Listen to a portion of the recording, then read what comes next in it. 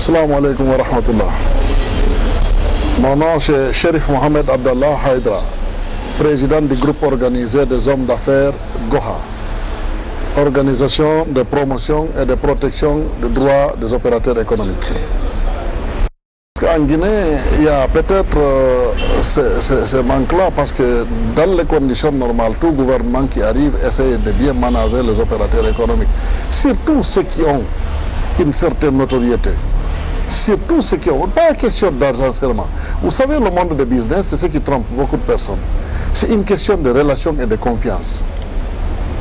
Vous ne pouvez pas avoir de l'argent jusqu'à satisfaire un pays ou toute une entreprise. Non. C'est une question de confiance. Le monde tourne autour de confiance. Un homme d'affaires, tant que tu n'as pas la confiance des banques ou des partenaires, tu ne peux pas évoluer. Vous comprenez?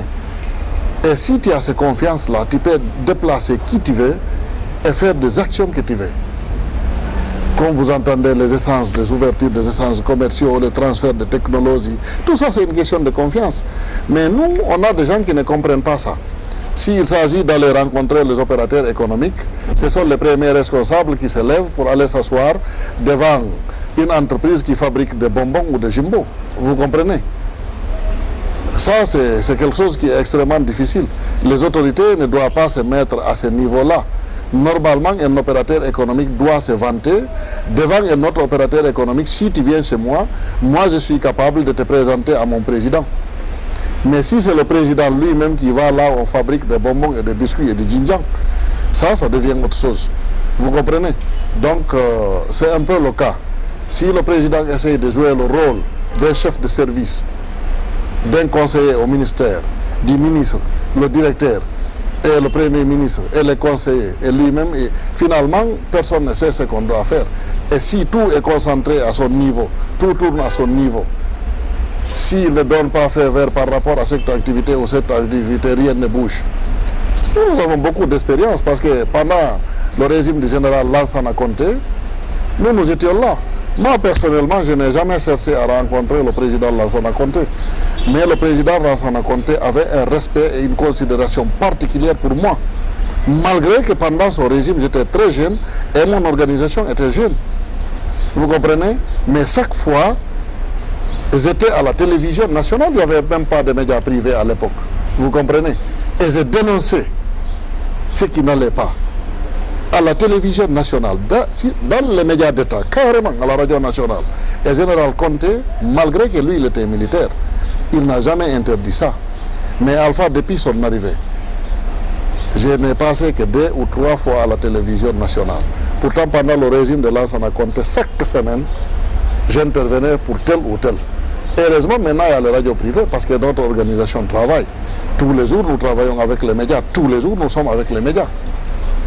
Même si nous sommes à l'étranger, tel que le cas aujourd'hui, nous sommes avec des médias, mais des médias qui ne sont pas guinéens. Mais comme vous trouvez que c'est utile, notre organisation est sur le terrain, nous travaillons.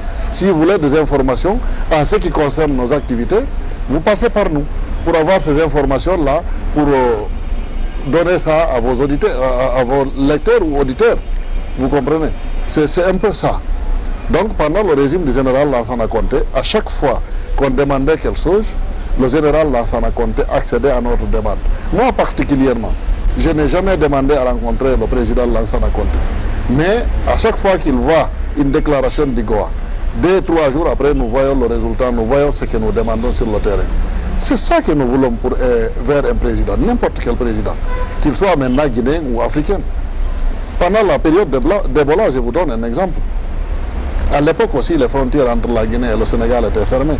C'est moi-même qui avait écrit au président Macky Sall et déposé le courrier au niveau de l'ambassade. Ça a été déchargé à l'ambassade de Conakry.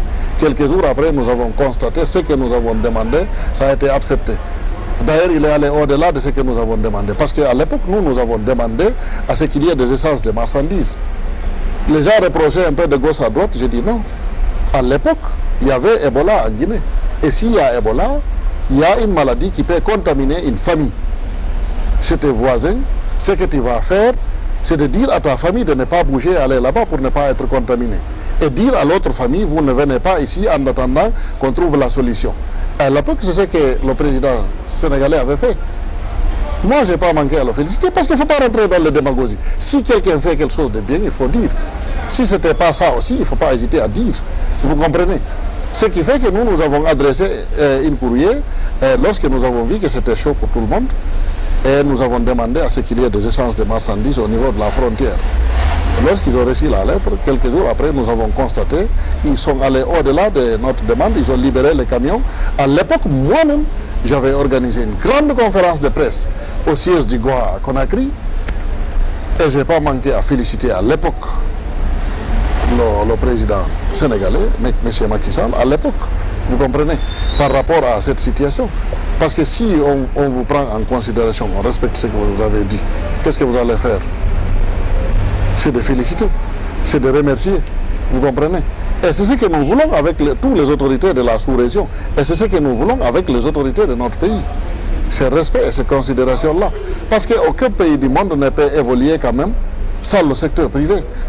Et s'il y a des marginalisations dans le secteur privé, on essaie d'inventer de nouveaux opérateurs économiques, ça ne peut pas marcher. Vous comprenez? Ça, on ne peut pas inventer ça du jour au lendemain. Nous avons beaucoup de difficultés en Guinée. C'est des marchés de gré à gré, c'est des favoritismes, tout ce que vous connaissez. Vous comprenez? Donc si vous osez dire la vérité, et pourtant il n'y a que la vérité qui peut faire avancer quelque chose. Il n'y a que les bonnes actions et le bon travail qui peuvent faire avancer quelque chose. Nous sommes une organisation qui a sérieusement travaillé pour l'environnement des affaires en Guinée, pour que l'environnement des affaires soit propre. La preuve, nous les avons. Il suffit que vous rentrez sur le net, vous introduisez le groupe organisé des hommes d'affaires, vous pouvez voir le travail que nous avons eu à faire avec la douane guinéenne, avec les forces de défense et de sécurité en général. Nous avons fait des sensibilisations, nous avons organisé des formations dans le cadre de la sensibilisation. Nous avons même donné des attestations à ces forces-là, vous comprenez, par rapport à la formation. Nous avons invité la Direction nationale des impôts pour faire le tour du pays et les frais là, c'est nous-mêmes qui avons payé. Ce n'est pas l'État guinéen qui a payé. Donc nous avons cherché à créer un bon environnement des affaires pour que tout le monde travaille, pour qu'il y ait l'unité et l'entente entre tous les citoyens guinéens, entre les autorités et les citoyens. Mais si par après, c'est la haine qu'on voit, c'est le favoritisme qu'on voit, c'est des blocages de dossiers qu'on voit, qu'est-ce qu'on va dire? On va dénoncer. Parce que nous sommes citoyens guinéens et c'est notre droit, c'est notre devoir. Notre devoir, on le fait, mais notre droit, on va le réclamer.